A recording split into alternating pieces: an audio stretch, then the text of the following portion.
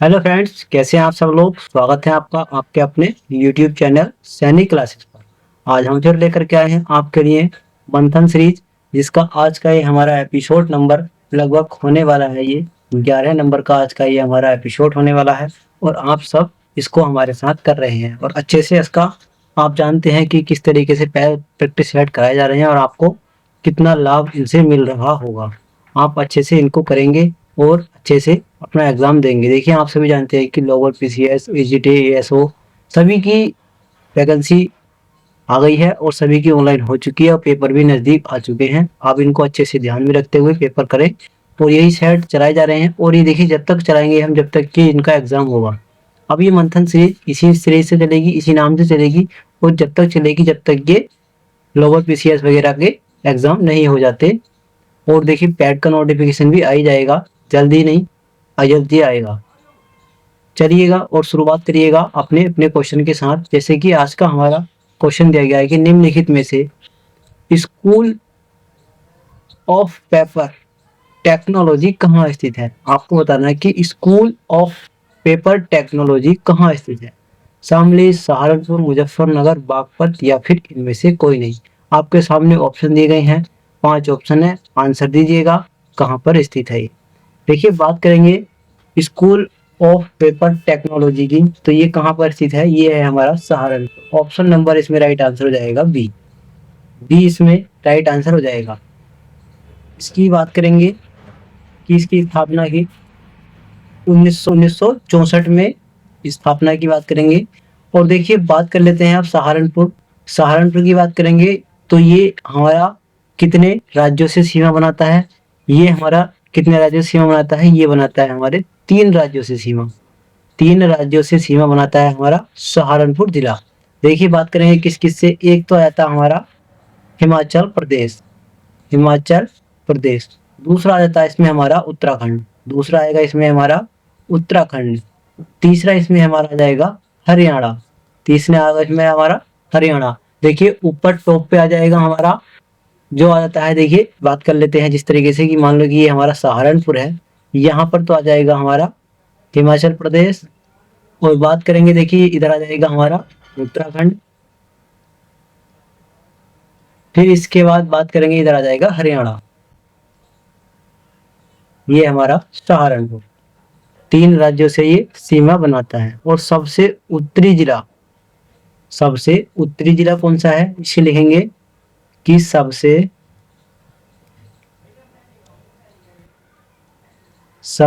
उत्तरी जिला, उत्तरी जिला कौन सा है, ये हमारा सहारनपुर है। सहारनपुर, सहारनपुर की बात करेंगे तो ये प्लाई वुड के लिए प्रसिद्ध है। किसके लिए, प्लाई वुड के लिए।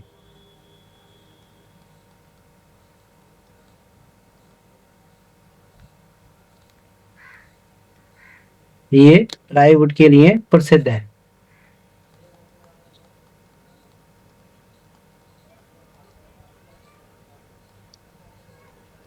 सहारनपुर।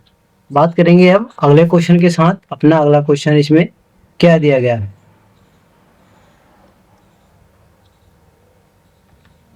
कि उत्तर प्रदेश में नंद बाबा दुग्ध मिशन कब शुरू किया गया। आपको बताना है कि दुग्ध मिशन कब शुरू किया गया था। देखिए नंद बाबा दुग्ध मिशन योजना ये कब शुरू हुई थी। ये हुई थी जैसे कि दिया गया ऑप्शन 2020, 2021, 2022, 23 या फिर इनमें से कोई नहीं। नंद बाबा दुग्ध मिशन ये शुरू हुई थी 23 सॉरी जून 2023, जून 2023 में इसको शुरू किया गया था। ऑप्शन नंबर इसमें डी इसमें राइट आंसर हो जाएगा। बात करेंगे देखिए इसके तहत, इसके तहत इसके तहत जो वो एक योजना और शुरू की गई थी, नंदनी कृषक समृद्धि योजना। नंदनी कृषक समृद्धि योजना किसके तहत शुरू की गई थी। ये शुरू की गई थी नंद बाबा दुग्ध मिशन के तहत इसको शुरू किया गया था। नंदनी कृषक समृद्धि योजना इसी के तहत शुरू की गई थी नंद बाबा दुग्ध मिशन की। बात करेंगे अब अगले क्वेश्चन पे। अगला क्वेश्चन क्या दिया गया है। अगला क्वेश्चन इसमें हमारा दिया गया है कि उत्तर प्रदेश के किस जिले में गोविंद वल्लभ पंत सागर कृत्रिम झील स्थित है। ये है एक कृत्रिम झील है, गोविंद बल्लभ पंत सागर झील एक कृत्रिम झील है। बताएंगे कहाँ पर स्थित है। ऑप्शन दिया गया कि वाराणसी, लखनऊ, सोनभद्र, प्रयागराज या फिर इनमें से कोई नहीं। आंसर दीजिएगा कि कहाँ ये स्थित है गोविंद बल्लभ पंत सागर कृत्रिम झील। देखिए ये कहाँ पर स्थित है, ये स्थित है, ऑप्शन इसमें राइट आंसर हो जाएगा सोनभद्र, यानी कि सी इसमें राइट आंसर हो जाएगा ऑप्शन सी। बात करेंगे कि कहाँ पर है ये है रिहंद बांध पर, रिहंद बांध पर, रिहंद बांध, रिहंद बांध पर बात करने वाले हैं। रिहंद बांध पर है, यह है एशिया, लिखेंगे इसके बारे में, यह है एशिया, यह है Asia oblique Bharat, Bharat oblique Uttar Pradesh यानी कि यूपी की सबसे बड़ी, सबसे बड़ी कृत्रिम झील, कृत्रिम झील है। यह है एशिया या भारत या फिर यूपी की सबसे बड़ी कृत्रिम झील है। कृत्रिम मतलब मानव द्वारा निर्मित, ये कृत्रिम झील है, इस बात को आप ध्यान रखेंगे। और ये सभी यानी कि एशिया की भी और भारत की भी और उत्तर प्रदेश की भी सबसे बड़ी है। बात करेंगे अब अगले क्वेश्चन के साथ। चलें अब अगला क्वेश्चन देखते हैं। अपना अगला क्वेश्चन क्या दिया गया है। क्वेश्चन नंबर 4 दिया गया कि हाल ही में दुनिया का पहला श्रमिक अपशिष्ट पार्क कहाँ प्रारंभ करने की घोषणा की गई है। बताएंगे कि कहाँ इसकी घोषणा की गई है कि पहला श्रमिक अपशिष्ट पार्क कहाँ प्रारंभ करने की घोषणा की गई है। जैसे कि हस्तिनापुर, खुर्जा, ये खुर्जा है, या फिर कजराहट, अमरोहा या फिर इनमें से कोई नहीं। बताएंगे किस शहर में इसकी स्थापना करने की घोषणा की गई है। देखिए इसकी घोषणा में की गई है, वो की गई है खुर्जा में। कहाँ पर, खुर्जा, ये इसकी स्थापना खुर्जा में करने की घोषणा की गई है। चलें इसके लिए इतना ही काफी है। आगे चलते हैं अगले क्वेश्चन पे। अगला क्वेश्चन क्या दिया गया है कि हर्षवर्धन के शासनकाल के संदर्भ में विचार करें। आपको किस पर विचार करना है, हर्षवर्धन के शासनकाल के संदर्भ में विचार करना है। ऑप्शन इसमें बताएंगे आपको क्या देना है। निष्कर्ष इसमें कथन आपके दिए गए हैं कि हर्ष ने अपनी राजधानी, ये अपनी राजधानी थानेश्वर से कन्नौज स्थानांतरित की थी। दूसरा कथन दिया गया है कि हर्ष ने प्रयाग में प्रत्येक 5 वर्ष में महामोक्ष परिषद का आयोजन किया। तीसरा दिया गया कि हर्ष के समय कन्नौज को महोदय श्री कहा जाता था। ये इसके कथन दिए गए हैं और आपको नीचे इसके ऑप्शन दिए गए हैं और बताना है कि इसमें से कौन सा सही है।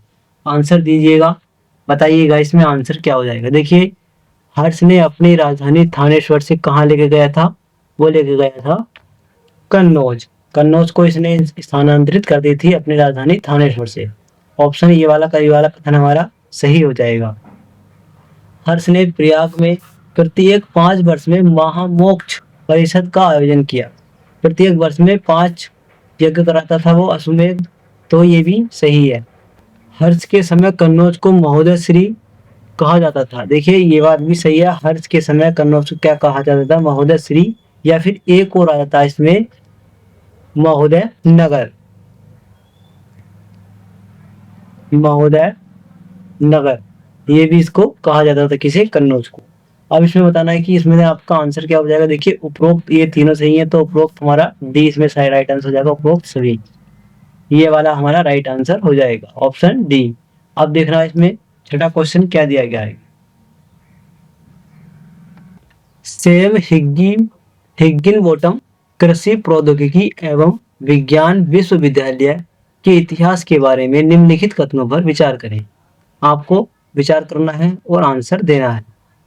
सैम हिग्गिनबॉटम कृषि एवं प्रौद्योगिकी विश्वविद्यालय, पहला कथन दे रखा कि इस संस्थान की स्थापना 1910 में डॉक्टर सैम हिग्गिनबॉटम डॉक्टर सैम हिग्गिनबॉटम द्वारा इलाहाबाद एग्रीकल्चरल इंस्टीट्यूट के रूप में की गई थी। दूसरा दिया गया कि यह भारत में स्थापित होने वाला पहला कृषि संस्थान था। तीसरा कथन दिया गया कि वर्ष 2016 में इसे पूर्ण राज्य विश्वविद्यालय का दर्जा प्राप्त हुआ और इसका नाम बदलकर स्वेटस्थ कर दिया गया था। इसमें देखिए इनके ये तीनों कथन सही है, ये भी सही है, ये भी सही है। तो इसमें राइट आंसर हमारा ऑप्शन हो जाएगा सभी, यानी कि डी इसमें राइट आंसर हो जाएगा। बात करेंगे अब अगले क्वेश्चन पे। अगला क्वेश्चन देखिएगा कि उत्तर प्रदेश का पहला कृषि विश्वविद्यालय, उत्तर प्रदेश का पहला कृषि विश्वविद्यालय गोविंद बल्लभ पंत कृषि एवं प्रौद्योगिकी विश्वविद्यालय की स्थापना कब की गई थी। आपको बताना है कि गोविंद बल्लभ पंत कृषि एवं प्रौद्योगिकी विश्वविद्यालय की स्थापना कब की गई थी, ये आपको बताना है। देखिए जो उत्तर प्रदेश का पहला कृषि एवं प्रौद्योगिकी विश्वविद्यालय की स्थापना जो की गई थी वो की गई थी 1960। 1960 में ऑप्शन नंबर इसमें सी इसमें राइट आंसर हो जाएगा। बात करेंगे कि कहाँ पर ये की गई थी, पंतनगर में। कहाँ पर, पंतनगर। अब पंतनगर कहाँ है, ये पड़ता है उत्तराखंड में। कहाँ पड़ता है ये, उत्तराखंड में। 9 नवंबर 2000 9 नवंबर 2000 को उत्तराखंड यूपी से अलग हुआ था, यानी कि इसका विभाजन हो गया था यूपी का, तो ये अलग हो गया था, तो इसमें अलग एक राज्य बनाया गया उत्तराखंड। 9 नवंबर 2000 को 9 नवंबर 2000 को उत्तराखंड दिवस मनाया जाता है। 9 नवंबर को क्या मनाया जाता है, उत्तराखंड दिवस। अब बात करेंगे आगे चल के अगले क्वेश्चन पे। अपना अगला क्वेश्चन क्या दिया गया है, अगले क्वेश्चन के बारे में देखेंगे। अगला क्वेश्चन दिया गया निम्नलिखित में से दिए गए विकल्पों में से उत्तर प्रदेश का राज्य पक्षी कौन सा है। आपको बताना है कि राज्य पक्षी कौन सा है, जैसे कि मोर, सारस, क्रेन, कबूतर, कोयल या फिर इनमें से कोई नहीं। बताएंगे कि राज्य पक्षी कौन सा है। देखिए इसमें हमारा राज्य पक्षी क्या है, इसका हमारा राइट आंसर हो जाएगा ऑप्शन नंबर बी, सारस यानी कि क्रेन। ऑप्शन बी इसमें राइट आंसर हो जाएगा। इस प्रतीक, इस बात कहते हैं इसका जो प्रतीक है ये किसका प्रतीक है, सारस क्रेन जो है ये किसका प्रतीक है। देखिए प्रतीक की बात करेंगे, ये है प्रेम और समर्पण का। किसका, प्रेम, प्रेम और समर्पण।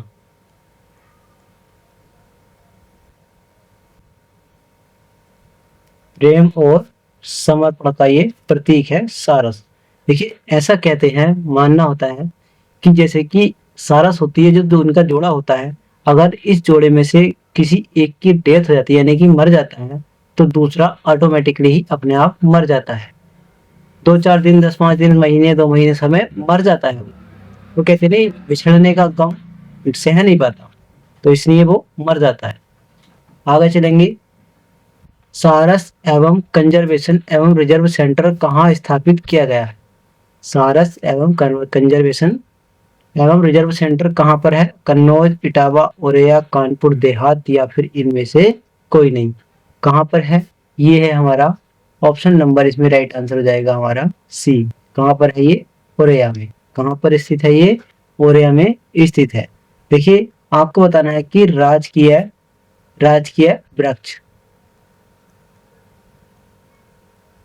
राजकीय वृक्ष ये क्या है हमारा, ये है अशोक। अशोक।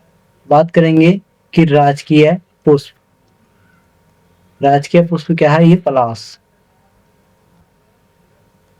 ये है पलाश। इसे कब घोषित किया गया था, 4 जनवरी 2011 को इसको घोषित किया गया था। ये बात आप ध्यान रखेंगे। राजकीय पक्षी सारस, राजकीय वृक्ष अशोक, राजकीय पुष्प पलाश, इसको कब घोषित किया गया था, 4 जनवरी 2011 को। आगे चलेंगे, अगला क्वेश्चन देखेंगे। अब अगला क्वेश्चन क्या है कि संयुक्त प्रांत आगरा एवं अवध की राजधानी को इलाहाबाद से स्थानांतरित किया गया था। आपको बताना है कि कहाँ इलाहाबाद के स्थानांतरित करके के किस कहाँ पर लेके गए थे हमारे राजधानी को। देखिए इसमें जैसे कि वाराणसी, लखनऊ, प्रयागराज, आगरा या फिर इनमें से कोई नहीं। देखिए यह है संयुक्त एवं आगरा एवं अवध प्रांत की जो राजधानी थी पहले इलाहाबाद थी, उसके बाद वहां से उन्होंने स्थानांतरित की तो कहाँ ले गए, ये ले गए थे लखनऊ। ऑप्शन इसमें राइट आंसर हो जाएगा कहाँ पर, बी इसमें राइट आंसर हो जाएगा, कहाँ ले गए थे, लखनऊ में। देखिए बात करेंगे जैसे कि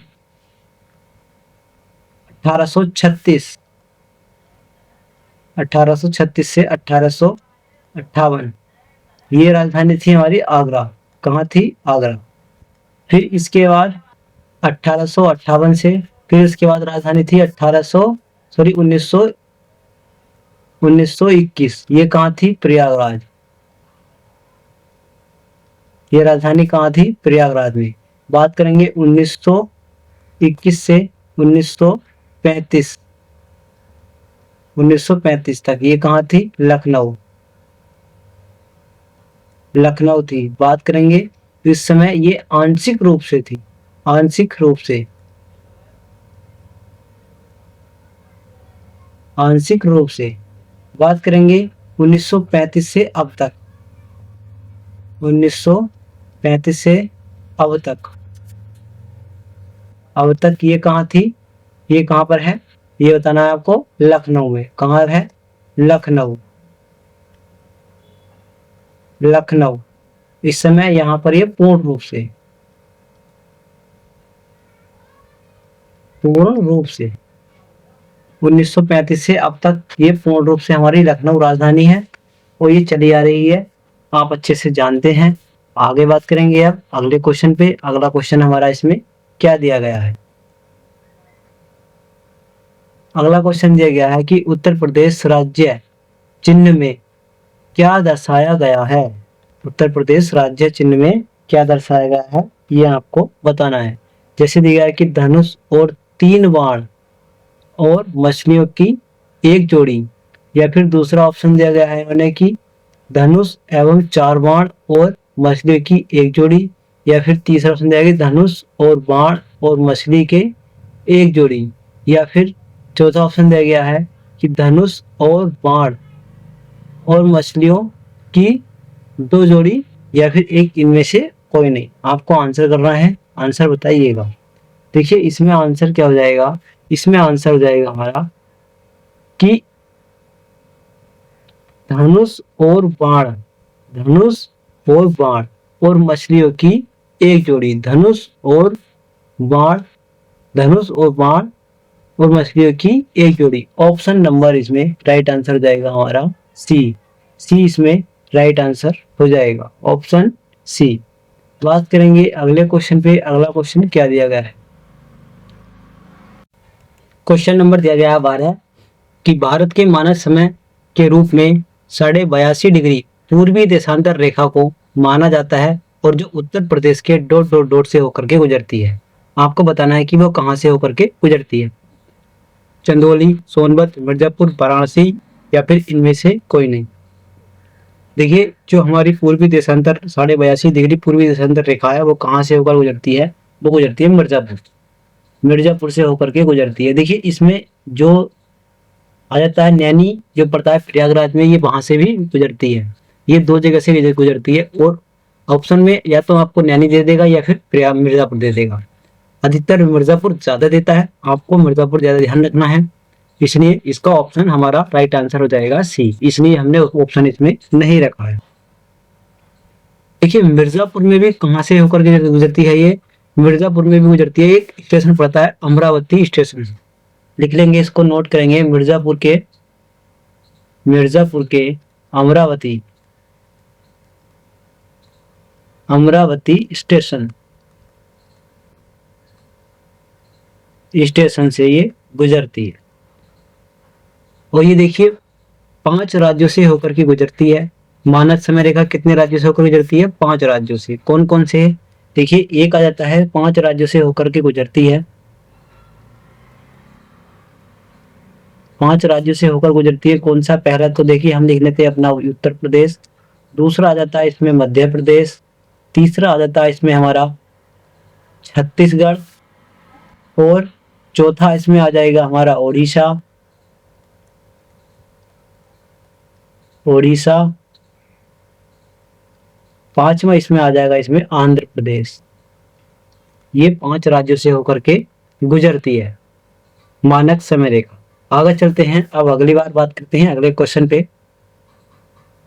कि निम्नलिखित में से कौन सा उत्तर प्रदेश के तथ्य के बारे में बेमेल है। आपको बेमेल बताना है कि कौन सा है। जैसे कि दिया गया है कि राजकीय वृक्ष अशोक, राजकीय पुष्प पलाश, राजकीय खेल कबड्डी, राजकीय पशु बारहसिंगा या फिर इनमें से कोई नहीं। बताएंगे इसमें आंसर क्या हो जाएगा। देखिए इसमें हमारा बेमेल कौन सा है, जैसे राजकीय वृक्ष वो भी मैंने आपको बताया था अशोक, ये वाला सही है।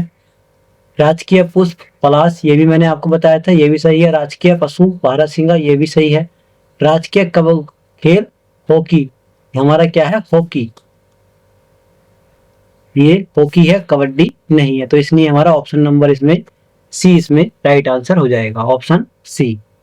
बात करेंगे देखिए राज्य बारहसिंगा वन्यजीव अभयारण्य।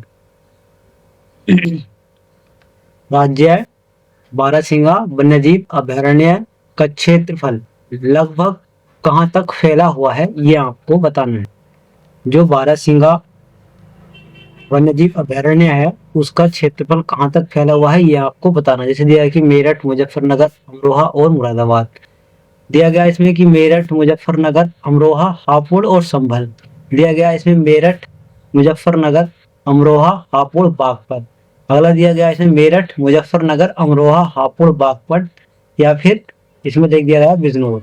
एक लास्ट ऑप्शन है इनमें से कोई नहीं। आंसर बताएंगे अब इसमें आपका आंसर क्या हो जाएगा। देखिए इसका जो क्षेत्रफल फैला हुआ है वो मेरठ, मुजफ्फरनगर, अमरोहा, हापुड़ और Baghpat. Muzaffarnagar, Meerut, Amroha, Hapur, Baghpat. Option number C, option C इसमें राइट आंसर हो जाएगा। ये आप याद रखेंगे कहाँ तक इसका क्षेत्रफल फैला हुआ है। ऑप्शन इसमें सी इसमें राइट आंसर हो जाएगा। आगे चलेंगे, अगला क्वेश्चन दिया गया है कि भारत का कौन सा राज्य अधिकतम राज्य की सीमाओं को स्पर्श करता है। आपको बताना है कि सर्वाधिक सीमा किसके साथ लगती है, ये आपको बताना है। जैसे कि दिया गया है हिमाचल प्रदेश, मध्य प्रदेश, उत्तर प्रदेश, हरियाणा या फिर इनमें से कोई नहीं। देखिए कितनी सर्वाधिक जो राज्य से सीमा बनाता है वो कौन सा बनाता है, वो बनाता है हमारा उत्तर प्रदेश। ऑप्शन नंबर सी इसमें राइट आंसर हो जाएगा, उत्तर प्रदेश। कितने राज्यों से सीमा बनाता है, ये 8 राज्यों से सीमा बनाता है। कितने राज्यों से, 8 राज्यों से। बात करेंगे 8 राज्य कौन कौन से हैं। जैसे कि दिया गया हिमाचल प्रदेश, हिमाचल प्रदेश, झारखंड, झारखंड। अगला दिया गया इसमें हमारा उत्तराखंड, उत्तराखंड। फिर इसके बाद आ जाता है बिहार, बिहार। बिहार के बाद आ जाता है इसमें हमारा छत्तीसगढ़, छत्तीसगढ़ के बाद आएगा इसमें हमारा मध्य प्रदेश, मध्य प्रदेश के बाद आएगा इसमें राजस्थान, राजस्थान। राजस्थान के बाद आ जाएगा इसमें हरियाणा। ये हमारे 8 राज्य हो जाते हैं, मध्य प्रदेश, छत्तीसगढ़, उत्तराखंड, बिहार, झारखंड, राजस्थान और हरियाणा। ये इसमें हमारे आ जाते हैं 8 राज्य। सर्वाधिक सीमा कौन कौन से बनाते हैं ये आपको बता दिया है कि उत्तर भारत का सर्वाधिक सीमा बनाने वाला राज्य कौन सा है, उत्तर प्रदेश। याद रखेंगे इसको अच्छे से। और देखिए इसके साथ साथ एक केंद्र शासित प्रदेश लगता है, केंद्र शासित प्रदेश, केंद्र शासित, केंद्र शासित प्रदेश। कितने लगता है वो, एक सीमा। वो भी कौन सा है, दिल्ली, दिल्ली। और बात करेंगे इसके साथ लगता है एक देश भी लगता है, देश की सीमा भी लगती है। वो कौन है, नेपाल, नेपाल देश की सीमा भी लगती है। आगे चलेंगे अगले क्वेश्चन पे। अगला क्वेश्चन दिया है कि हाल ही में किस राज्य के डॉट डॉट डॉट के शेखा झील अभयारण्य, पक्षी अभयारण्य को देश का 99वां रामसर स्थल घोषित किया गया है। यानी कि 99 नंबर का रामसर स्थल किसे घोषित किया गया है, वो है हमारा शेखा पक्षी अभयारण्य। अब वो आपको बताना है कि वो किस जिले में स्थित है। जैसे कि एटा, सोनभद्र, प्रयागराज, अलीगढ़ या फिर इनमें से कोई नहीं। किस जिले में स्थित है, वो है हमारा इसमें राइट आंसर हो जाएगा डी। कहाँ पर है ये? अलीगढ़ में ये स्थित है, अलीगढ़ में स्थित है, इस बात को आप ध्यान रखेंगे। अगला चलेंगे, अगला क्वेश्चन। अगला क्वेश्चन क्या दिया गया है? अगला क्वेश्चन दिया है कि उत्तर प्रदेश में घरेलू हिंसा, उत्तर प्रदेश में घरेलू हिंसा से पीड़ित महिलाओं की सहायता के लिए आशा ज्योति हेल्पलाइन नंबर क्या है? आपको बताना है कि आशा ज्योति हेल्पलाइन नंबर कौन सा है, ये आपको बताना है। जैसे कि 112, 100 या फिर 1076 या फिर 181 या इनमें से कोई नहीं। कौन सा है ये आपको बताना है। आशा ज्योति हेल्पलाइन नंबर कौन सा है? देखिए वो है ऑप्शन नंबर, इसमें हमारा राइट आंसर हो जाएगा डी। कौन सा है? 181 नंबर है। देखिए बात करेंगे कि 112 ये किसके लिए है? पुलिस, पुलिस के लिए 112। 100 पहले 100 भी, और ये भी हमारा 112 ये भी पुलिस के लिए है। बात करेंगे 1076 के बारे में, ये किसका? मुख्यमंत्री हेल्पलाइन नंबर, मुख्यमंत्री ये हेल्पलाइन नंबर है। बात करेंगे एक आता है 101 नंबर, 101 ये किसका है? ये फायर, ये फायर के लिए। और एक आता है आप जानते होंगे 102 या फिर 108, ये किसका है? एम्बुलेंस, ये किसका है? एम्बुलेंस का। एक आता है 1090, 1090 ये किसका है? ये है महिला हेल्पलाइन नंबर, महिला हेल्पलाइन नंबर 1090। एक आता हमारा 1930, 1930 ये किसका होता है? ये साइबर अपराध के लिए, किसके लिए है? साइबर अपराध के लिए होता है 1930। बात करेंगे एक आता हमारा child helpline number, child helpline number वो क्या है हमारा? 1098।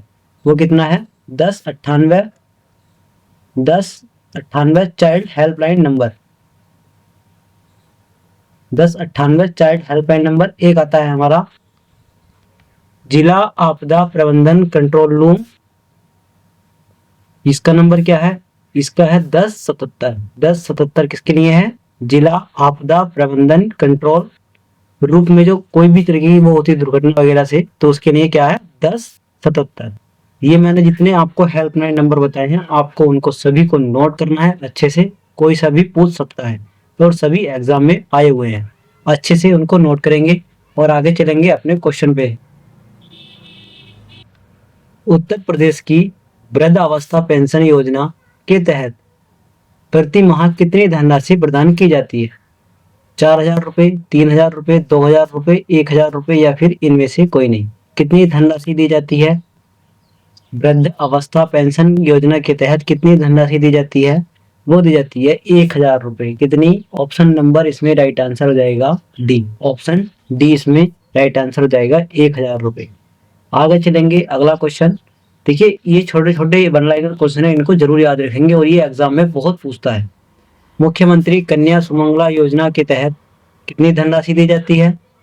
देखिए मुख्यमंत्री कन्या सुमंगला योजना के तहत कितनी राशि दी जाती है? वो दी जाती है 25,000 रुपये। कितनी? 25,000 रुपये दी जाती है। और देखिए एक आता मुख्यमंत्री कन्या विधा धन योजना, मुख्यमंत्री कन्या विधा धन योजना,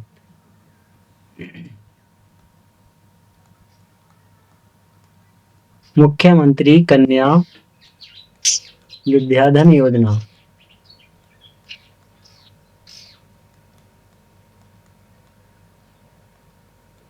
मुख्यमंत्री कन्या विद्याधन योजना, विद्याधन योजना, इसके तहत कितनी धनराशि दी जाती है?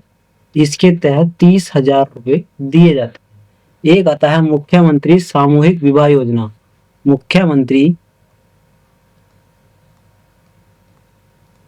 मुख्यमंत्री सामूहिक, मुख्यमंत्री सामूहिक विवाह योजना, इसके तहत कितनी धनराशि दी जाती है? 1,00,000 रुपए। इसके तहत कितनी धनराशि दी जाती है? 1,00,000 रुपए।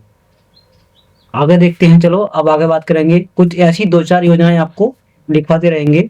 चलिए आगे देखेंगे अगला क्वेश्चन, और ये हमारा आज का लास्ट क्वेश्चन है 20। आपको बताना है इसका आंसर, आप हमें देंगे कमेंट बॉक्स में। दिया गया है कि निरंकित महिला योजना पेंशन के तहत, पेंशन योजना के तहत प्रति माह कितनी धनराशि दी जाती है? लक्षित महिला पेंशन योजना के तहत प्रति माह कितनी धनराशि दी जाती है, ये आपको हमें बताना है कमेंट बॉक्स में। इसका आंसर आप जरूर देंगे। और देखिए, अगर आपको प्रैक्टिस सेट अच्छा लगे तो प्लीज लाइक शेयर कमेंट जरूर किया करें। आप हमारे चैनल पर नए हैं तो प्लीज चैनल को जरूर सब्सक्राइब करें। देखिए, ये जितनी भी मैंने आपको क्वेश्चन करा रहा हूँ सब प्रीवियस क्वेश्चन है और एक से एक अच्छा क्वेश्चन है। आप उनको अच्छे से करें, जितना हो सके उतना उनका रिवीजन करें, प्रैक्टिस करें, प्रैक्टिस करें, प्रैक्टिस करें। बस यही एक मूल मंत्र है जॉब लेने का, कि बस प्रैक्टिस प्रैक्टिस प्रैक्टिस। जितनी अच्छी प्रैक्टिस करोगे उतना अच्छा प्रदर्शन करोगे। चलिए, कोई नहीं, मिलते हैं फिर से अपने नेक्स्ट प्रैक्टिस सेट के साथ। तब तक के लिए राधे राधे।